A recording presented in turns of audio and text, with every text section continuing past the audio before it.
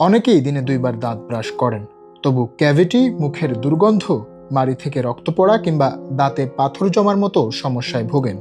কারণ শুধু ব্রাশ করলেই হবে না, সঠিক ব্রাশ, সঠিক টুথপেস্ট এবং সঠিক পদ্ধতিতে ব্রাশ করাটাই সবচেয়ে গুরুত্বপূর্ণ।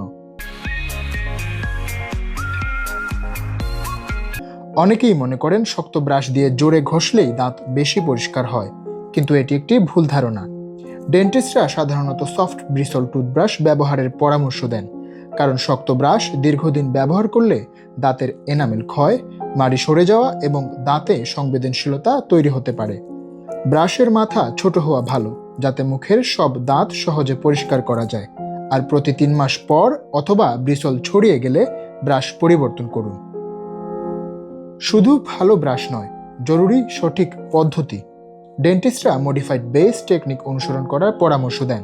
ব্রাশটি মাড়ির সঙ্গে 45 ডিগ্রি কোণে ধরে ছোট ছোট বৃত্তাকার বা কম্পনময় স্ট্রোকে পরিষ্কার করুন। এরপর আলতোভাবে দাঁতের দিকে সুইপ করুন।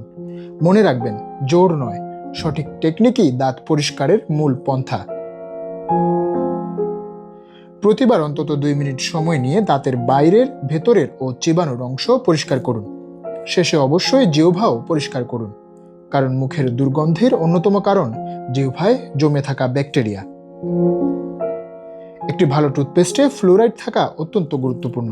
এটি দাঁতের এনামেলকে শক্তিশালী করে এবং ক্যাভিটির ঝুঁকি কমাতে সাহায্য করে। প্রাপ্তবয়স্কদের জন্য সাধারণভাবে 1350 থেকে 1500 ppm ফ্লুরাইডযুক্ত টুথপেস্ট সবচেয়ে উপযোগী। দাঁতে সংবেদনশীলতা থাকলে পটাশিয়াম নাইট্রেট বা স্ট্যানাস ফ্লোরাইড যুক্ত টুথপেস্ট ব্যবহার করা যেতে পারে। আর মাড়ির সমস্যার ক্ষেত্রে স্ট্যানাস ফ্লোরাইড যুক্ত টুথপেস্ট উপকারী হতে পারে। তবে শুধু ইনস্ট্যান্ট হোয়াইটেনিং বা ম্যাজিক টুথপেস্ট লেখা দেখে কোনো পণ্য কিনবেন না। কিছু উচ্চ ঘর্ষণক্ষম টুথপেস্ট দীর্ঘদিন ব্যবহার করলে দাঁতের এনামেলের ক্ষতি হতে পারে। তাই টুথপেস্ট কেনার আগে ফ্লুরাইডের মাত্রা, উপাদান এবং বিশ্বস্ত প্রস্তুতকারকের তথ্য দেখে কিনুন।